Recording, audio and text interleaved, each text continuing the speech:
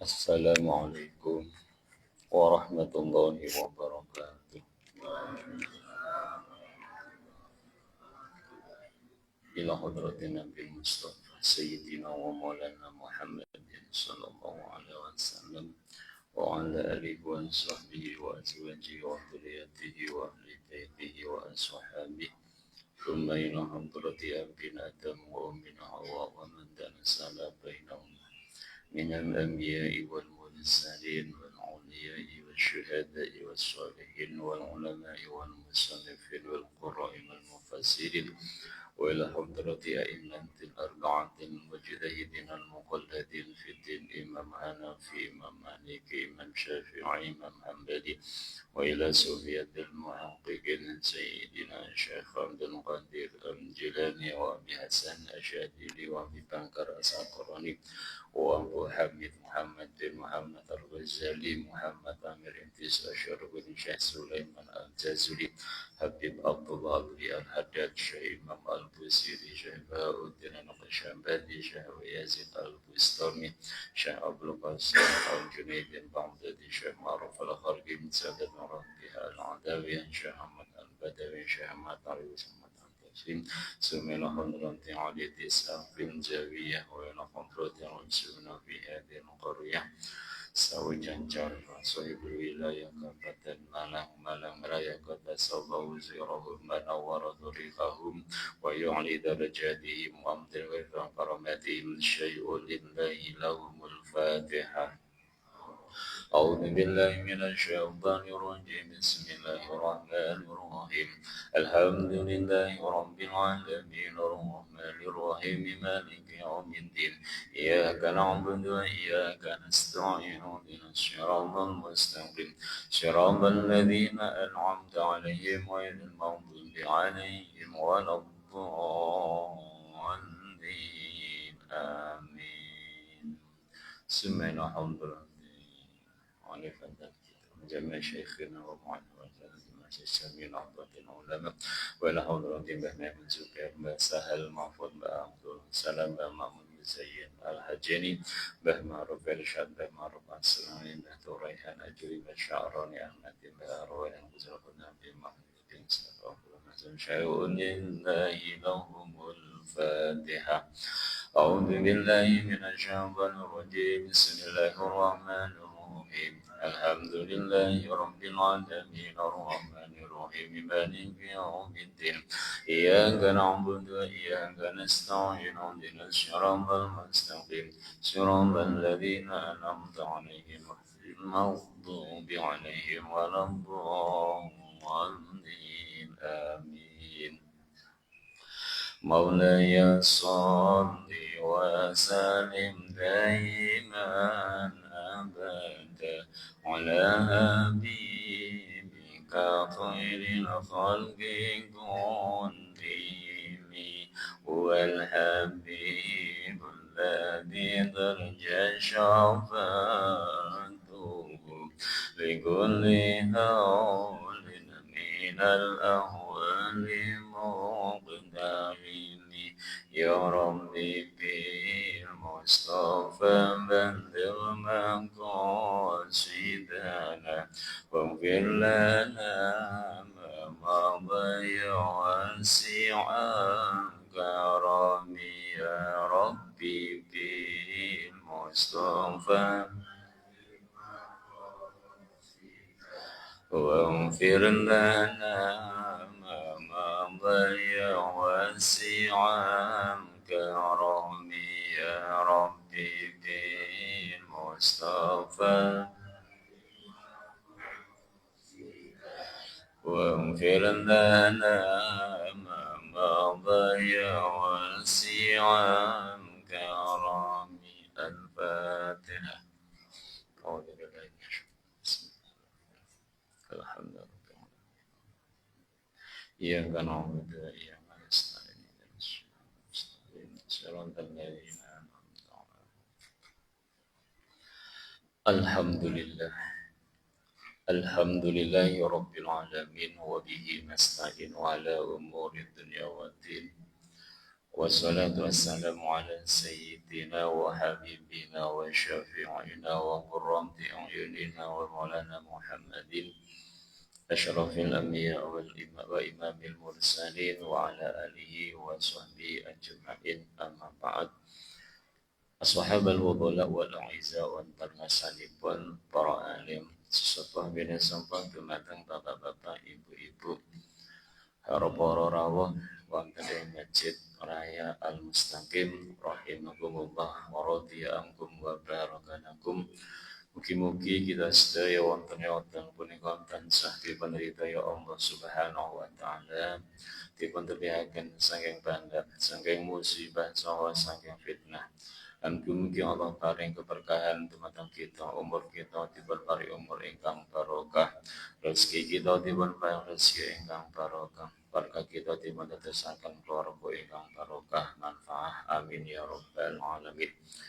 Bapak-bapak, ibu-ibu, para rawuh yang dimuliakan Allah, saya muliakan, marilah kita berkesempatan berbahagia disyukur kehadirat Allah Subhanahu wa taala atas segala nikmat yang telah Allah berikan kepada kita, yang wujudnya kita masih diberi sehat wal afiyah, sehat jasmani, sehat ruhaniyah, sehingga dengan nikmat yang kita terima kita masih bisa melakukan amal ibadah serta beberapa taat. Mudah-mudahan semua ibadah kita diterima oleh Allah Subhanahu wa taala, menjadikan amal ibadah yang makbulah, sehingga menjadikan sebab ya ketika kita wafat kabundut pecah dengan status husnul khatimah.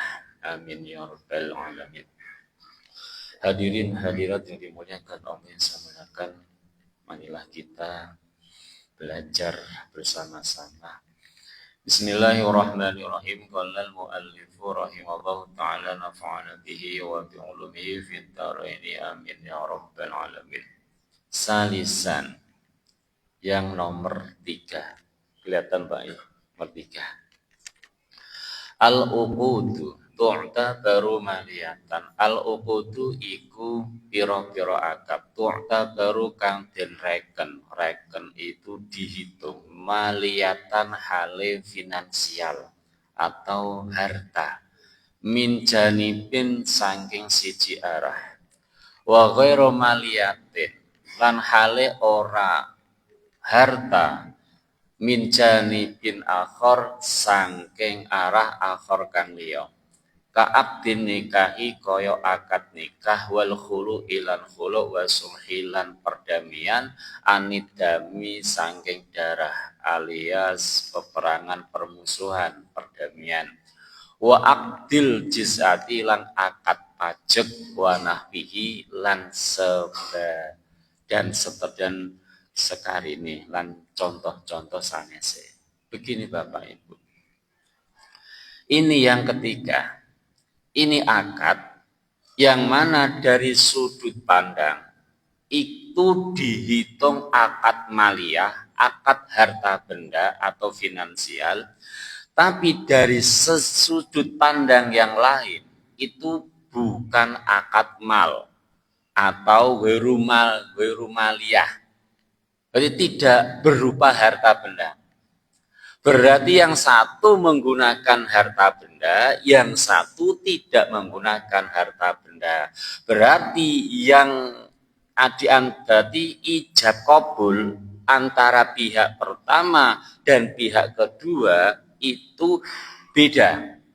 Yang pihak pertama itu dengan harta dan pihak yang kedua itu tidak dengan harta. Berarti dari sudut pihak pertama itu maliyah, dari pihak yang kedua itu ghairu maliyah.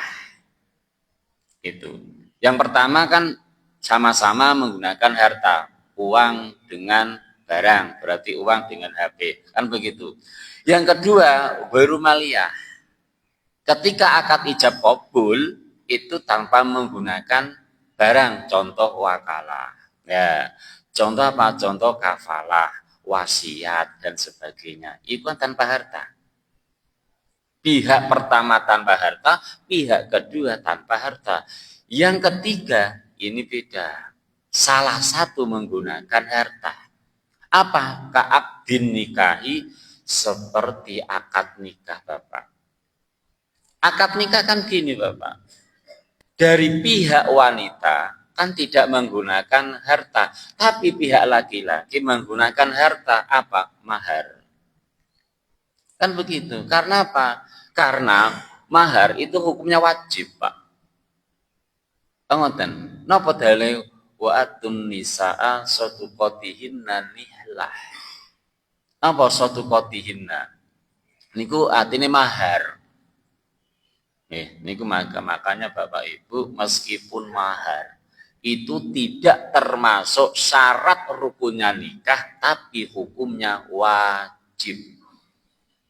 Mengapa demikian? Dari Al-Quran waktu itu fi'il amar, Pak. Al-aslu fil amr al-wujub, itu kewajiban.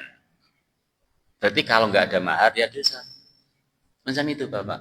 Berarti suatu kot ini kelas suatu kot niku ayat pemahar, Pak.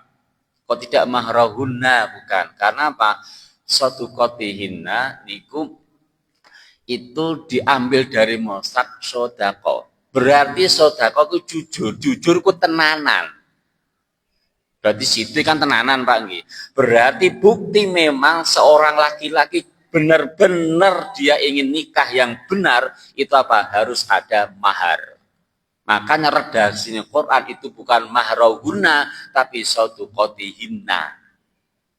Nah, tidak menggunakan kata mahar, Pak, tapi menggunakan lafaz sodako. Sodako kan jujur, kan itu sidik, itu gitu, Pak. Nih, Abu Bakar Siddiq kan jujur.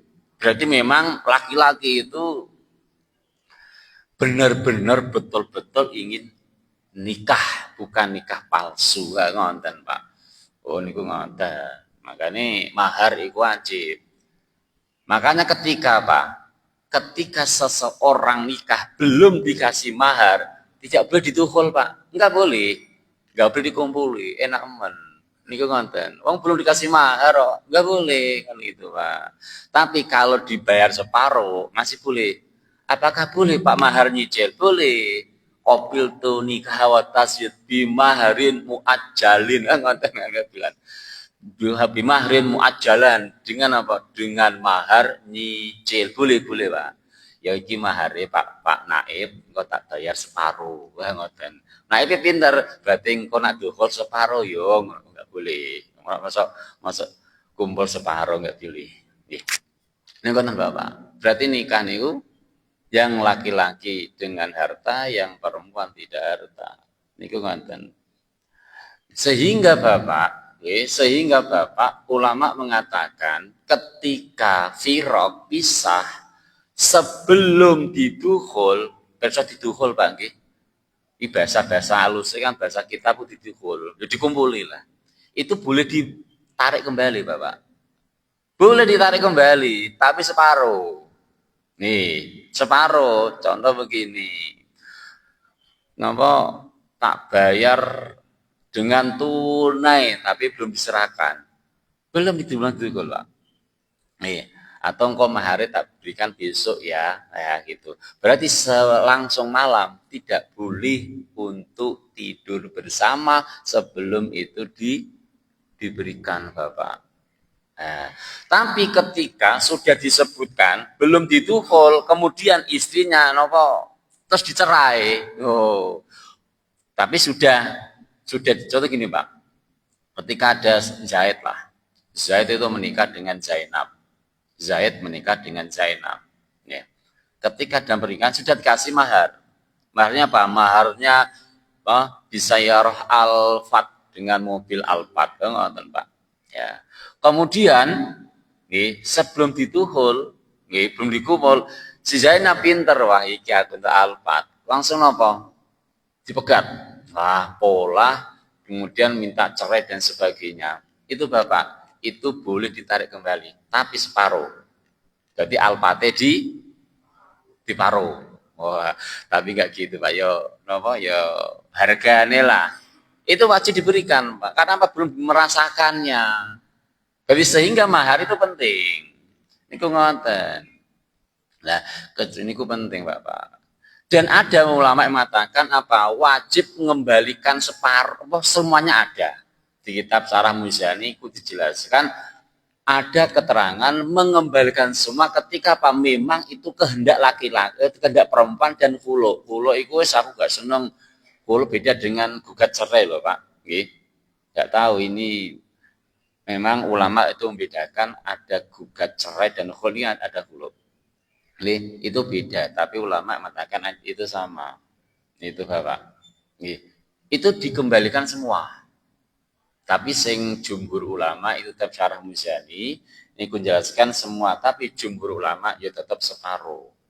Nah, dia apa-apa no meskipun belum dikumpuli tapi tetap jengene rondoan gitu kan. Nah, janda tapi perawan. Ngoten nggih Pak nggih? Janda tapi perawan. Itu semacam itu, tapi statusnya janda di catatan sipilnya Bapak.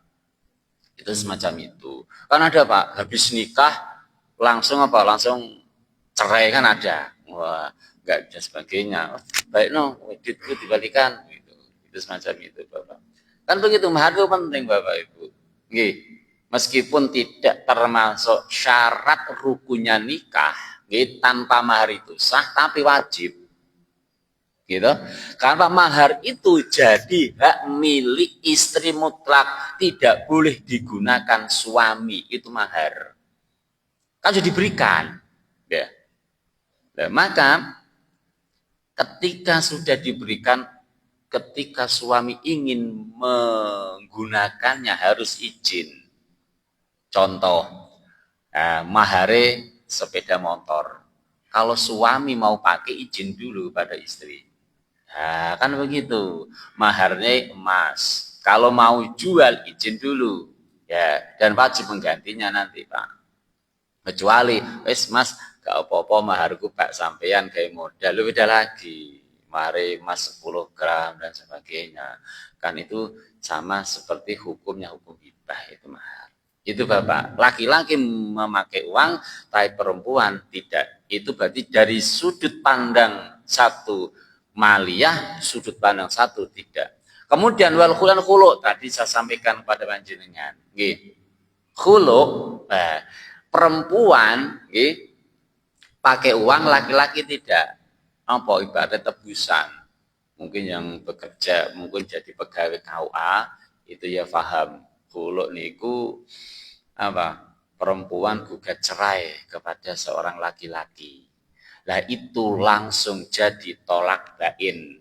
Tidak bisa dirojoi. Roji niku tanpa akad nikah. Langsung dikumpuli, langsung tak balani malih, iku bisa. Tapi kalau sudah khulu, iku tidak boleh dirujuk kembali, harus biakdin jadidin. Karena apa? Karena pihak perempuan sudah mengeluarkan uang maliyah dan laki-laki sudah menerimanya, sudah didok. Nah, itu namanya akad khulu. Makanya Bapak Ibu, akad itu tidak harus jual beli, bukan.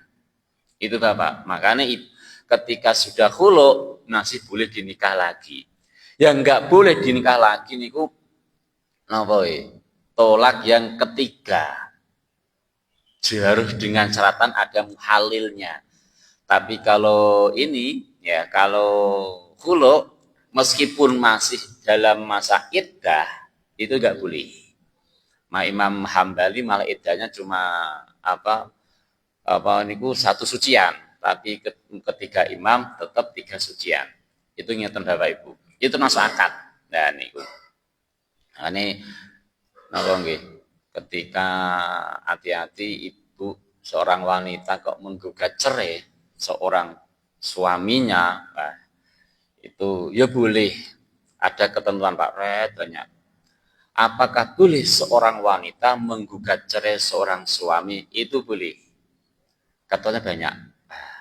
Ini tidak saya jelaskan karena bukan bab munakahah, bab muamalah. Oh, mangke sanes wedal atau fikih munakahah harus ada. Fikih kan wonten ubudiyah, muamalah, munakahah dan jinazah. Selama ini jenengan mek ibadah sing kuatah nggih, tapi muamalah, munakahah, jinayah jarang. Ngoten. Wasulhi anidami. Termasuk akad lagi itu perdamaian anidami saking pertumpahan darah. Napa? Berarti biar damai tak kasih uang. Nah, kan damai. Contoh apa? Kelompok A dan kelompok B bertengkar mau bunuh-bunuhan. Wes, waduh damai, tak kasih uang. Ini 1 juta, kamu 1 juta, aman. Itu nama suluh perdamaian. Nah, ini Bapak, itu akad perdamaian. Wakil jizati lan akad pajak. Mohon maaf, pajak niki beda dengan pajak di Indonesia. Jizyah niki pajaknya orang non muslim kepada orang Islam. Berarti kafir zimmi. Makanya terus dasarnya jizyah. Jizyah itu dari kata jaza. Jaza itu pewales. Tapi kalau pajak di Indonesia itu namanya doribah. Apa? Dari kata dorobah, memukul. Yes, itu namanya dorobah. Jadi ini doribah. Berarti doribah iku pukulan, iku desakan, iku nopo, iku tekanan, iku pajak artinya Pak. Nah jizyah niki iku ya pajak tapi konotasinya baik karena diambil dari kata-kata jaza. Jaza iku ke jazakumullah khairan katsira kan ngoten Bapak, diambil kata-kata itu. Tapi kalau pajak di Indonesia iku doribah. Dari kata-kata doroban, dorbun, nopo pukulan. Berarti artinya pajak itu memukul ya, ikut desakan, itu tekanan, itu semacam itu Bapak. Betul nggak Pak? Kira-kira pajak di Indonesia tekanan apa? Kan di Indonesia kan nggak ada yang tanpa pajak ya. Kalau tanggal jenengan ada yang tanpa pajak di Indonesia? Hah? Ada, bernafas. Bernafas kali kentut itu tanpa pajak, gitu. Minum air ada pajaknya semua, gitu Bapak. Niku ngoten. Makanya kok kemarin di media sosial apa pajak disamakan dengan zakat itu enggak pas. Karena apa? Filosofisnya berbeda. Pajak untuk siapa? Ya, kemudian zakat untuk siapa? Dari siapa untuk siapa? Tapi kalau pajak dari siapa untuk apa? Nah, ini ngoten. Itu beda, maka disamakan dengan pajak. Makanya kemarin saya tanya, Pak Ustadz, apakah pajak PPH atau PPN itu nggak tahu pulau itu apakah bisa dimasukkan dengan zakat? Kalau tanglet pajak jenengan ikut diparengke sinten? Juga bangun dalan tidak berhak menerima zakat. Lah kan untuk bangun ketimah kan gitu kan gitu. Kan yang namanya zakat kan 8 asnaf yang berhak. Gak ngoten. Padahal pajak digunakan untuk apapun yang ada di Indonesia kan ngoten. Memang apa untuk masalah. Tapi kan untuk gaji DPR juga pajaknya. Gitu? Pajak izin jam bayar DPR betul. Apakah DPR niku termasuk asnaf fakir miskin? Makanya filosofinya berbeda. Makanya ulama tetap nggak sepakat bahasanya ketika pajak itu disamakan dengan zakat. Jizyah saja itu nggak bisa, apalagi doribah yang diambil kata dorbun memukul, menekan dan sebagainya, paksaan lah semacam itu. Niku ngoten Bapak. Lah, akad jizyah kan ngeten.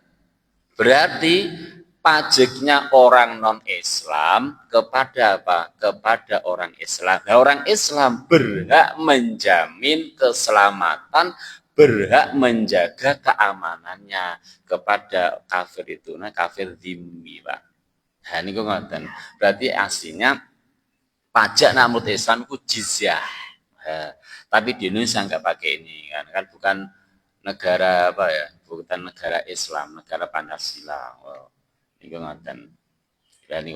Lah niku Bapak. Berarti semua niku dari sudut pandang niku termasuk harta, tapi dari sudut pandang yang satu tidak membukan harta, tapi ada kemanfaatan yang diterima. Itu namanya akad di situ. Nah, niku ngoten. Amma fil uqudi. Anapun iku tetep ing dalem pira-pira akad allati ya akad tako ukang tumiba apa akad al manafi ing atase pira-pira manfaat kal ijarati ka ijarah wal i'arati lan nyilih Ya. Wa nahwiya fal jumhuru mongko utawi ulama jumhur yu'tabaruha iku jumhur ha ing akad minal ukuti sange pra-pra ukut al maliyati kang bangsa harta. Gini Bapak. Lah saniki pripun ketika ada akad? Akad apa? Akad manfaah. Contoh ijarah kan gini, ijarah niku upah. Contoh begini Bapak Ibu. Ijarah niku upah ngeten.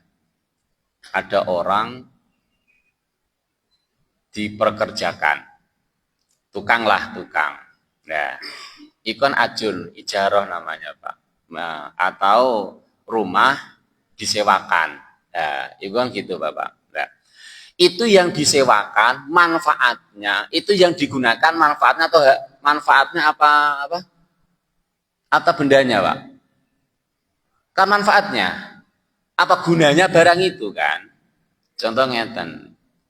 Son horeg. Gitu. Iku yang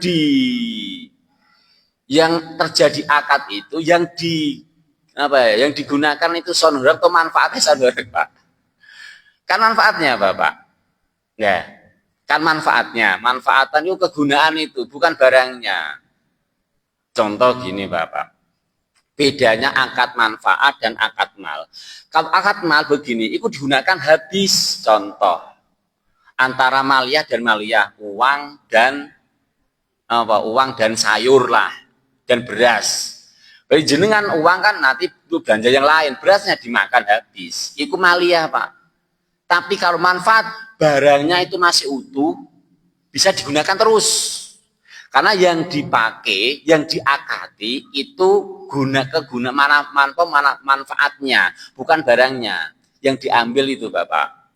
Tapi meskipun dari awal ya saya jelaskan bahwasanya kitab ini menjelaskan yang namanya jual beli harus bermanfaat. Dulu pernah, ya kan? Ya.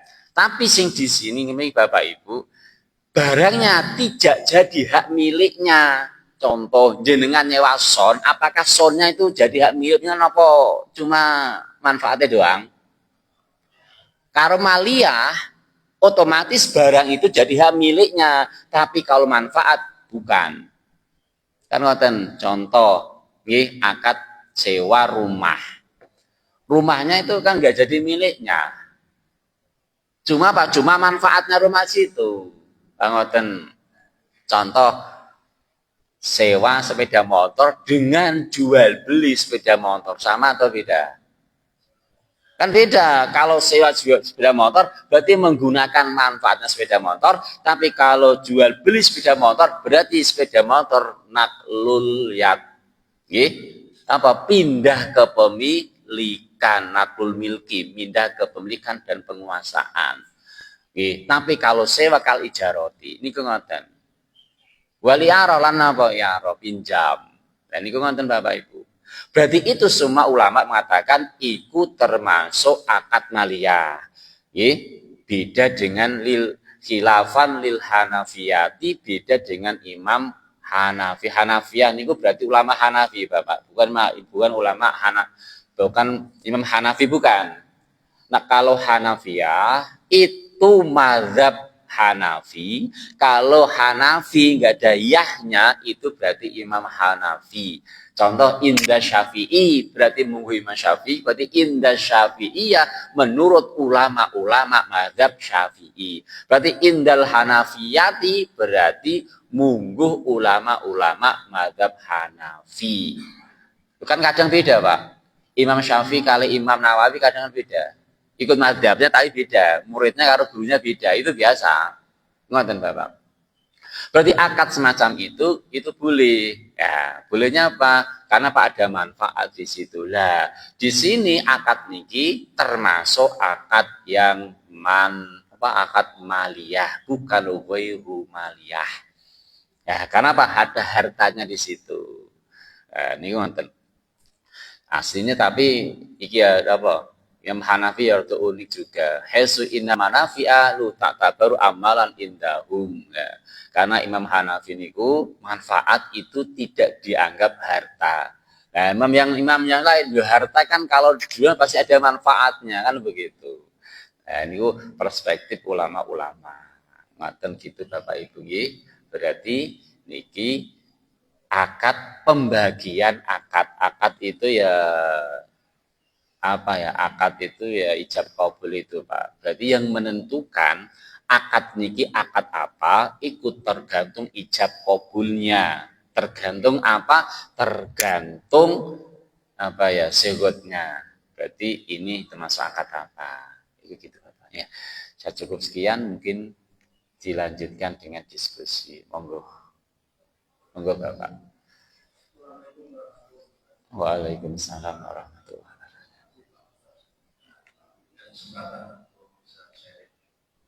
Akhir-akhir ini khususnya yang di Malang ini terjadi perdebatan yang sampai sekarang itu masih belum selesai mengenai sodor.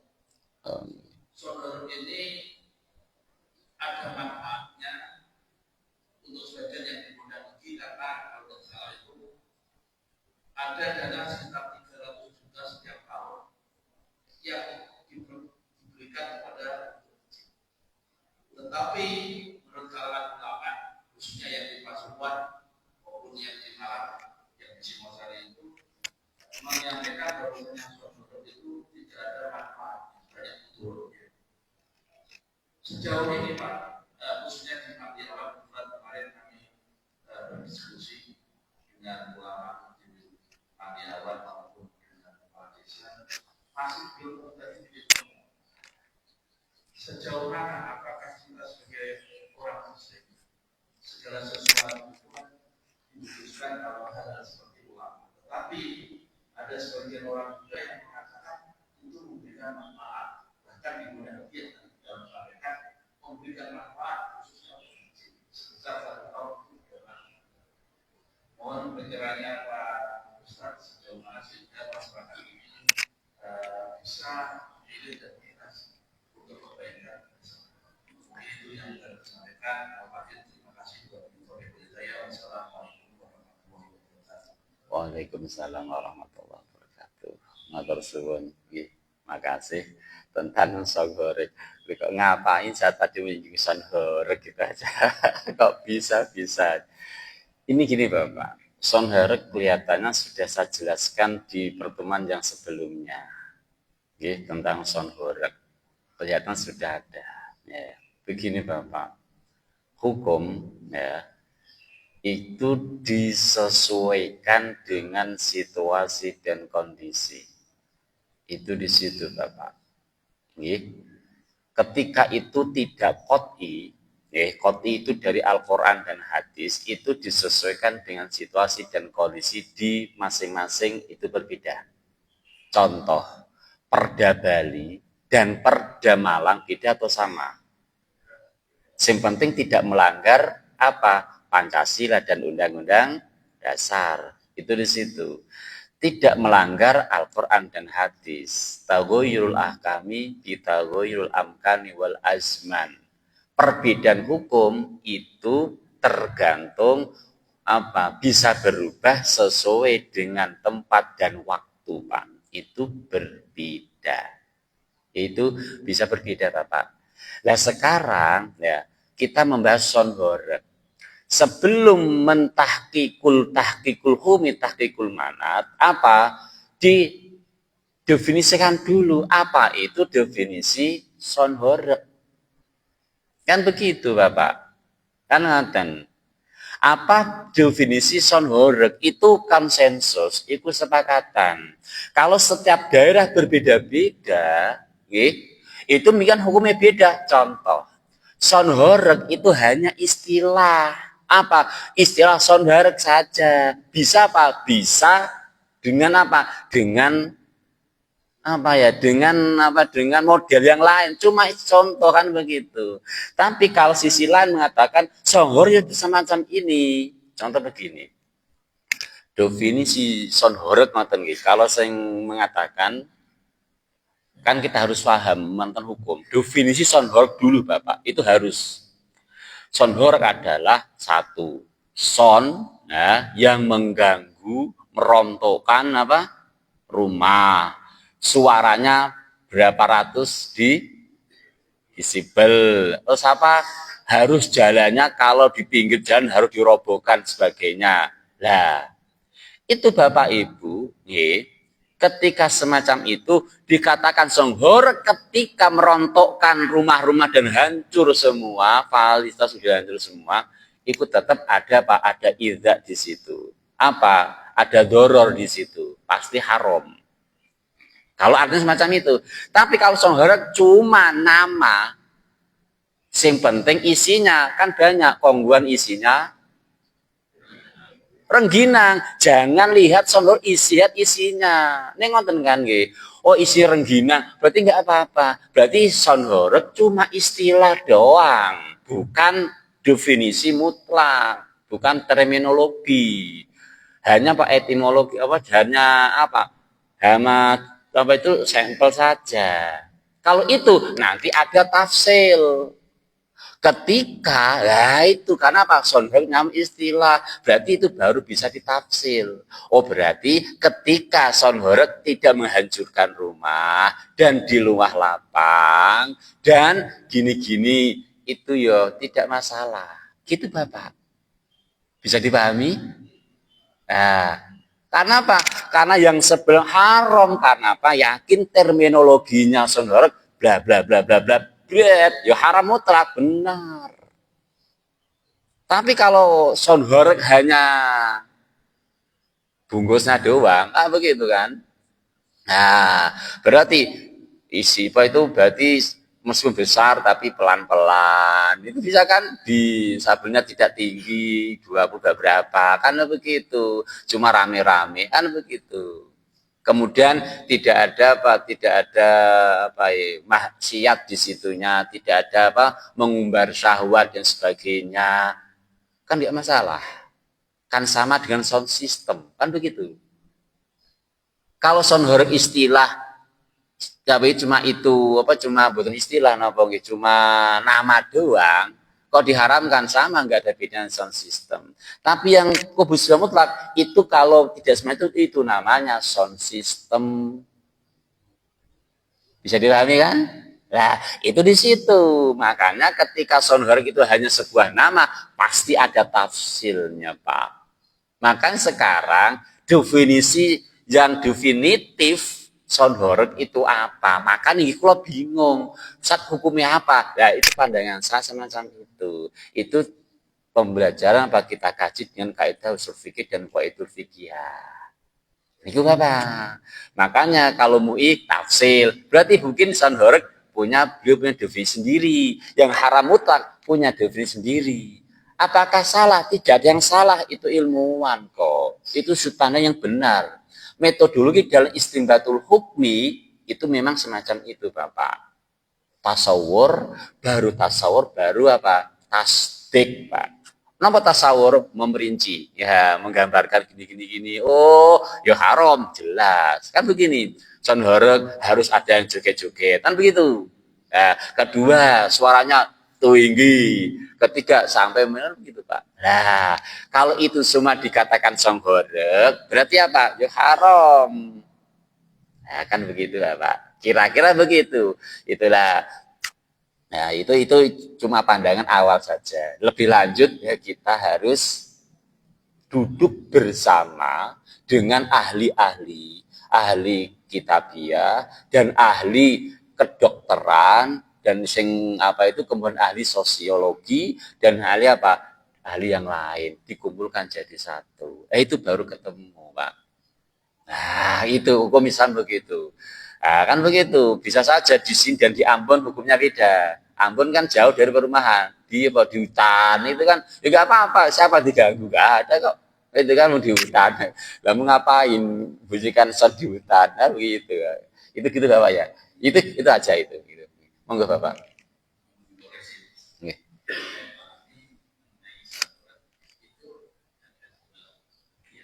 Nggih. Heeh. Heeh.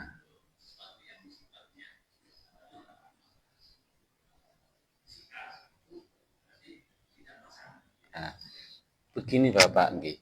Meskipun sonhor itu dibuat pengajian, tapi ada yang mengganggu juga haram, Pak. Karena yang diharamkan di sini ada doror, ada mengganggu orang lain. Contoh panjenengan punya sound bunyikan, kan hak sendiri tapi mengganggu tetangga, ya jadi haram, Pak.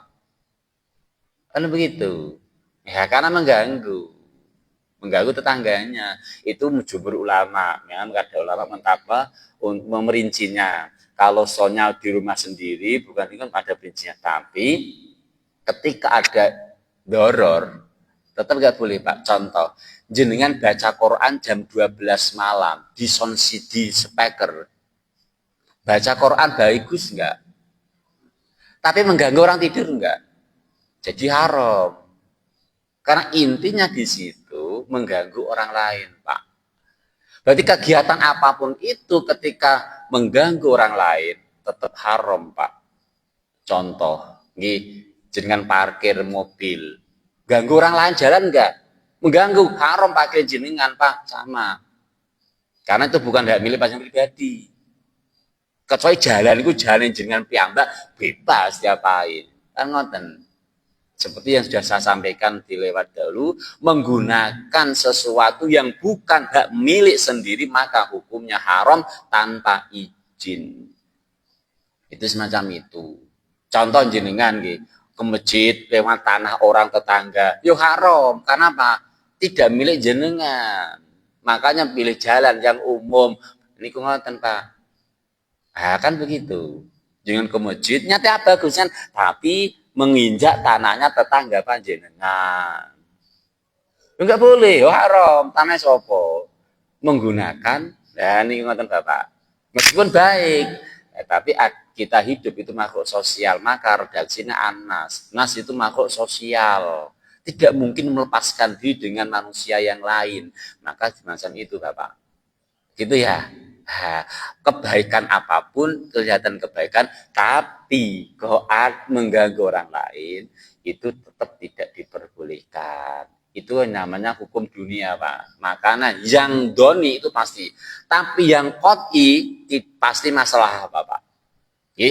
Kalau hukum qot'i itu langsung dari Allah, langsung dari kanjeng Nabi, kon hadis contoh. Zina haram, kan qot'i. Itu pasti masalah kuluhu, Pak. Pasti masalah semua, tidak ada negatifnya. Selama, ngampun maaf ya, selama aturan manusia itu pasti ada negatif dan positifnya. Tapi kalau aturan Allah tidak. Contoh, zina haram. Pasti positif, enggak ada negatifnya. Coba bayangkan, seandainya zina halal, apa yang terjadi? Ada istri tetangga, dihamili tetangganya, kan begitu. Apa, yuk bertengkar, kan begitu. Mungkin Bapak kan, makanya zina haram, apa? Menjaga satu kebahagiaan, ketentraman, dan ketenangan. Makanya kalau hukum di dunia ini antar manusia, khilaf itu jelas. Nah, khilaf itu menunjukkan betapa luasnya ilmunya Allah. Itu tentang ikhtilafu ummati rahmatun. Perbedaan antar umatku itu adalah rahmat bagi kita semua. Ketika ada berbeda, itu untuk diri kita, Pak. Oh, ikut ini, ikut pendapat ini. Tapi yang pas, enak ikut ini, enak ikut tinggalkan, nggak boleh. Itu satu paket. Gitu, Bapak ya. Itu di situ. Nah, sebenarnya gitu, Bapak. Nah, maka tergantung definisi apa. Nah, kita duduk nanti cari ibaratnya. Kan begitu. Nah, gitu. Ada lagi? Sampun. Besok nyinggung misalnya berarti pun ya, nih ya, mohon maaf kadang lesan satu lesan lah terlanjur gitu kan. Ya. Terus sekarang ini bagaimana hukum menyewakannya? Kan nanti berpanjangan, Pak. Kan begitu kan? Hah?